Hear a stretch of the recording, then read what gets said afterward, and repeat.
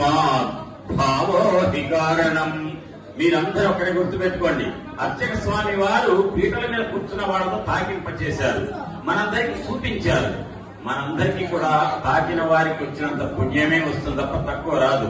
కారణం ఏంటంటే నా ఫలభావహీనానాం తస్మాత్ భావో హి కారణం. భావం చేస్తే చాలు. మనస్సులో మీ మనస్సు కళ్ళేదనుకోండి, తాకినా ఉపయోగం లేదు. మీ మనస్సు ఇక్కడ ఉండాలి. కళ్ళతో చూసి మనస్సుతో దాన్ని ఆస్వాదిస్తే అప్పుడు ఆ కంకణ ధారణ చేశారే రక్షాబంధనం. ఒక్కసారి రక్షాబంధనం చేసిన తర్వాత ఈ ప్రాంగణంలోకి ఎటువంటి వార్త ఏది వచ్చినా కూడా ఈ యజ్ఞానికి ఆటంకం కాదు. ఆ రకంగా ఈ క్రతువు ఏదైతే ఉందో వెంకటేశ్వర స్వామి పద్మావతి దేవేర్ల యొక్క కళ్యాణ మహోత్సవం అనే ఈ క్రతువు యజ్ఞంలో మనం పాల్గొన్న మనకు ఇప్పుడు స్వామివారి యొక్క దక్షిణ హస్తానికి కంకణం కట్టడం ద్వారా, అమ్మవార్లకు కూడా బంధనం చేయడం ద్వారా ఆ రక్ష మనకు లభింపజేస్తారు. ఆ స్వామి అమ్మ మాకు రక్ష కలగజేయండి అని చెప్పి రక్షాబంధనం చేశారు. రక్షాబంధన కార్యక్రమం తర్వాత చేసేటువంటి కార్యక్రమాలు ఏమున్నాయో వాటి గురించి చెప్పుకుందాం. అయితే ఇందాక ఒక మాట అన్నాను, వృషభాద్రి అన్నాను కదా. వృష అంటే ధర్మం. ధర్మం కోసమే, ప్రకాశమైన ధర్మం కోసమే నిరంతరం మనం ప్రయత్నిస్తూ ఉంటే ధర్మానికి ప్రతిరూపమైనటువంటి ఆ స్వామి వారు ఈ కలియుగంలో కలౌ వెంకట నాయక, వెంకట అని దానికి ఏంటో అనేది నేను చెప్తాను. తర్వాత మరి ఎప్పుడు ఇస్తారో అర్చక స్వామి గారు అప్పుడు ఆ వెంకట అని దాన్ని చెప్తా. తర్వాత మధ్యలో గోవింద గోవింద గోవింద గోవింద గోవింద అని నామం యొక్క ప్రత్యేకత ఏంటో కూడా ఆ తర్వాత స్వామివారు మనకు అవకాశం ఇచ్చినట్టు. లేనగముతో తానం మహాశైలంబుల్ వలకేల దాల్చి విపుల ఛత్రంబుగా పట్టిన భీల ప్రచ్యుత దిస్సులా చెబుత గోపీ గోప గోపంతికిన్ అంటారు పోతన్న గారు. అంటే ఆ ఎత్తిన గోవర్ధన పర్వతం అంట ఒక గొడుగులాగా ఉందట. ఆ గొడుగులాంటి గోవర్ధన పర్వతాన్ని పట్టుకొని గోపికలు గోపబాలు ఏమో బుద్ధమాలే కదా, వాళ్ళు భయపడుతున్నారట.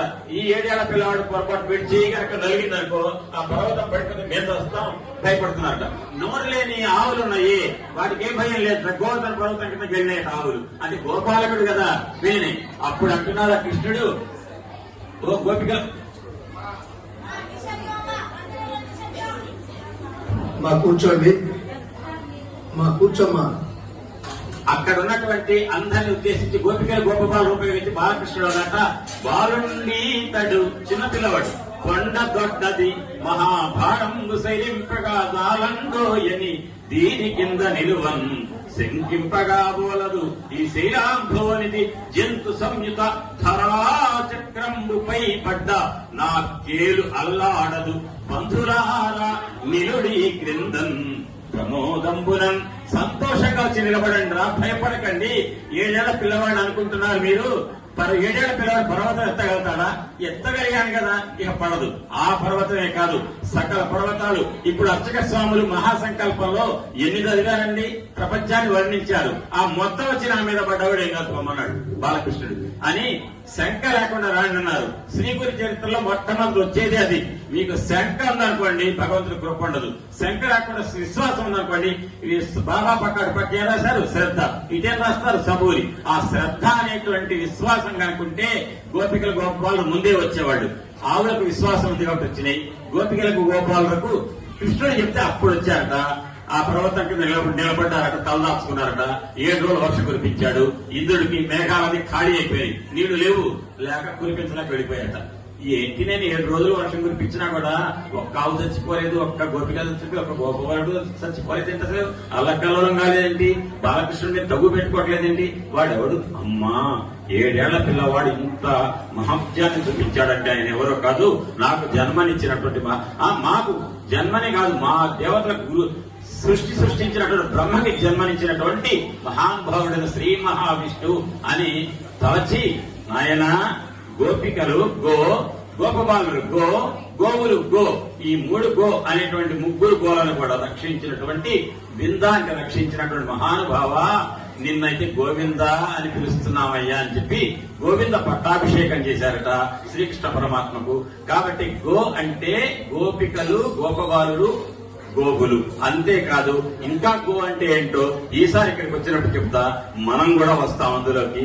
మనమే కాదు, శ్రీమాత శ్రీ మహారాజ్ఞి శ్రీమసింహాసనేశ్వరి చిదగ్ని కుండ సంభూత దేవకార్య సముచ్యత ఉద్యద్వాహన సహస్రాభ చతుర్బాహు సమన్విత రాగస్వరూప పాశాఖ్య క్రోధాకారాంకుశోజ్వల మనోరూపేక్షికోదండ పంచతన్మాత్ర సాయక. ఆ రక్షించే లలితమ్మ వారి యొక్క రూపమే శ్యామల రూపమే శ్రీకృష్ణుడు. కాబట్టి అటువంటి శ్రీకృష్ణ పరమాత్మ గో అనే దాన్ని రక్షించేవాడు కానీ గోవింద అన్నారు. మనం కనుక ఆయన పేరు గోవింద గోవింద అంటే మనల్ని కూడా అతనే రక్షిస్తాడనే విషయాన్ని విన్నవించుకుంటూ ఈ గోవింద నామానికి ఇంకా గొప్ప పేరుంది. తిరుమల వెళ్ళంగానే వెంటనే ముందు ఎవరిని దర్శిస్తాం? ఆయన పేరు యజ్ఞవరాహస్వామి. ఆయన పేరు గోవిందుడు. నిజంగా తెలుసా? శ్రీనివాసుని పేరు కాదు గోవిందుడు. గోవింద అంటే వరాహస్వామి పేరు. అదేంటో తర్వాత ఇప్పుడు చెప్తాం.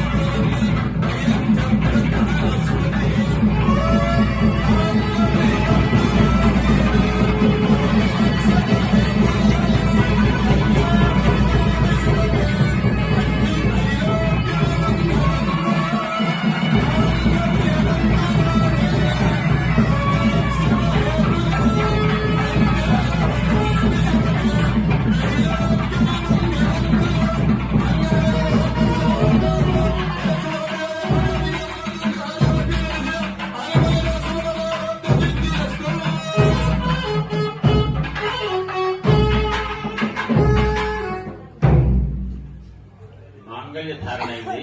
అమ్మ అందరూ కూడా ఎవ్వరు మాట్లాడకండి. ఒక ఉపసంహార వాక్యాలను ఒక 4 చెప్తాను వినండి. ఇక్కడ ఉన్నటువంటి విషయం ఉన్న నిజం ఏంటో చెప్పేది నిజంగానే మీకే తెలుస్తుంది. ఇక్కడ ఇంతసేపు మీరు ఏం చేశారు? వెంకటేశ్వర స్వామి వారి యొక్క దివ్య కళ్యాణం చూశారు. ఇందులో సర్వమంగళ మాంగళ్యే శివే సర్వార్థ సాధికే శరణ్యే త్రయంబకే దేవి నారాయణి నమోస్తుతే అని ఆ మంగళసూత్రాన్ని ధరింపజేశారు అమ్మవార్లకు. ఇప్పుడు మీరందరూ కూడా కళ్యాణం యొక్క ఫలితం మనకు దక్కాలంటే కళ్యాణంలో అమ్మవారు అయ్యేవారు ఒక్కటే అనేది మన భావన. ఇద్దరి మధ్య భేదం చూస్తే భార్యాభర్తల మధ్య భేదం చూసినట్టే. భగవంతుడికి శక్తికి మధ్య భేదం లేదని చదవటాన్ని జ్ఞానం అంటారు. భగవంతుడికి శక్తికి మధ్య భేదం లేదు అని చదవటాన్ని జ్ఞానం అంటారు. ఆ జ్ఞానమే కళ్యాణానికి దర్శనం. ఈ జ్ఞానం ఎట్టొస్తుంది అంటే గుర్తుపెట్టుకోండి. యథాహి ధర్మస్య జ్ఞానం భవతి భారత అని చెప్పి గీతలో చెప్పారు. ధర్మం ఎప్పుడైతే దెబ్బతింటుందో, అధర్మం ఎప్పుడైతే పెరుగుతుందో, అధర్మాన్ని చెండాడటానికి నేను వస్తా అన్నాడు యుగ యుగాన. కానీ ధర్మం మాటనే పెట్టండి. మనందరి దగ్గర ధర్మం అధర్మం కాదు, జ్ఞానం అజ్ఞానం, చీకటి. మనకు భగవంతుడు అంటే భక్తి లేదు. కలియుగ లక్షణం. కలి పురుషుడు మనల్ని కలిసి ఉండనివాడు. కలిసి ఉండనివ్వని వాడు కలి. అటు మొదటి అక్షరాలు రెండవే కలి అంటే. కలిసి ఉండటం ఇష్టం లేదు ఆయన చెప్తాడు గురుచరిత్రలో. అటువంటి కలి పురుషుడిని ఎదుర్కొని భగవంతుడు తత్వానికి దగ్గరయ్యి ఆ జ్ఞానం రావాలంటే జ్ఞానావతారాలు కావాలి. జ్ఞానావతారాలలోకెల్లా మొదటి అవతారం దత్తాత్రేయ అవతారం. ఆ దత్తాత్రేయ స్వామి గారు మీ పుణ్యం ఎటువంటిదంటే అశ్వత్థ వృక్షం కింద పెద్ద రావి చెట్టు కింద అటు పక్క ఔదంబర వృక్షం ఒకటి వేశారు కదా, మేడి చెట్టు ఒకటి మొక్కేశారు, పెద్ద వృక్షం అవుతుంది. అక్కడ దత్తాత్రేయుడు ఉన్నాడు. ఆ చెట్టు కింద వచ్చి కూర్చొని ఒక్కసారి మీకు వచ్చిన స్తోత్రం, మీకు లలితా సహస్రనామం రానివ్వండి. ఇప్పుడు ఏం చేశారు అర్చక స్వామి గారు? శ్రీ సూక్తం చదివారు, వెంటనే లక్ష్మీ అష్టోత్తర శతనామంతో అర్చించి ఆ పూజ చేసినటువంటి మంగళసూత్రాన్ని ధరింపజేశారు. లక్ష్మీ అష్టోత్తర శతనామం నేర్చుకోండి, అది చేయండి. ఆ రావి చెట్టు కింద కూర్చొని చేయండి. విష్ణు సహస్రనామం చేయండి. రాకపోతే విష్ణు సహస్రనామంలో భూలోకంలో ఉన్న మానవులకు సంస్కృత పరిజ్ఞానం లేకపోతే కేయేపాయంలో విష్ణు నామ సహస్రకం పఠ్యతే పండిత నిత్యం శ్రోతమిచ్చాన్యహం ప్రభో అని పార్వతీదేవి పరమేశ్వరుని ఈ లోకంలో ఉన్న నా పిల్లలు గనక శ్రీ మహావిష్ణువు యొక్క స్తోత్రం చదవటం సాధ్యం కాకపోతే వాళ్ళకి పరిష్కారం ఉందా నాథా అని మనందరి తరఫున పార్వతీదేవి పరమేశ్వరుని అడిగితే పరమేశ్వరుడికి అందరికంటే ఇష్టమైన నామం ఏదంటే శివుడికి రామనామం. కాబట్టి ఆయనకి బాగా ఆరాధ్య దైవమైనటువంటి శ్రీరామ రామ రామేతి రమే రామే మనోరమే సహస్రనామ తత్తుల్యం రామనామ వరాననే అని రామ రామ రామ అని 3 సార్లు అంటే సహస్రనామంతో సమానం. ఇది అన్నాను కదా, మీరు ఎవరికైనా విష్ణు సహస్రనామం వస్తే రేపటి సీరియల్ చూడటానికి టైం మిగిల్చుకోవడం కోసం రామ రామ అని 3 సార్లు అంటే కుదరదు. వచ్చిన వాడు చదవక తప్పదు. రాని వాళ్ళు ఎవరైనా ఉంటే వాళ్లకు నిజంగా రాదని ఒప్పుకొని బాబా దగ్గర కనుక ఒప్పుకుంటే వాడు రామ రామ అని 3 సార్లు అనొచ్చు. రామనామాన్ని బాగా ఇష్టపడ్డ వ్యక్తి ఎవరో తెలుసా అండి? షిరిడి సాయిబాబా. ఆయనకు ఆ మసీదులో అక్కడ రామనామాన్ని భాగవతాన్ని రామనామాన్ని భాగవతం రెండు బాగా ఇష్టం. అటువంటి రామనామాన్ని జపించండి ఆ చెట్టు కింద. ఏ బాబాకైతే రామనామం ఇష్టమో, ఏ రామనామం అయితే బాబాకి ఇష్టమో ఆ బాబా వారి దగ్గర కూర్చోండి. ఈ కలియుగంలో మనకు లోపించిందల్లా జ్ఞానమే. సంపదలన్నీ ఉంటాయి కానీ బుద్ధి జ్ఞానాలు తక్కువ ఉంటాయి. మీరెవరు నేను బయటకు నేను బుద్ధి లేని వాళ్ళమో జ్ఞానం లేని వాళ్ళం అనకండి. మీరంతా బుద్ధి జ్ఞానం ఉన్నవాళ్లే, కానీ ఉండవలసినంత ఉందో లేదో నాకేం తెలుసు, మీకు తెలుస్తుంది. అది ఇంకా కలియుగంలో భగవంతుని చేరుకోవడానికి తగినటువంటి ఆటంకాలని అజ్ఞానం ఉంటే అవి తొలగాలంటే తొలగించగలిగేవాడు గురువు మాత్రమే. గుకార సంధకారస్య రుకారత్వ నిరోధక అంధకార నిరోధిత్వ గురుని అభిధీయతే అంటుంది శాస్త్రం. గు అనే అకారం మీద చీకటి ఉందో దాన్ని అగ్ని తగలబెట్టి దగ్ధం చేసి మనకి జ్ఞానాన్ని ప్రసాదించేటువంటి శక్తివంతుడు ఎవరంటే గురువు. గురువులకి గురువు సద్గురువు.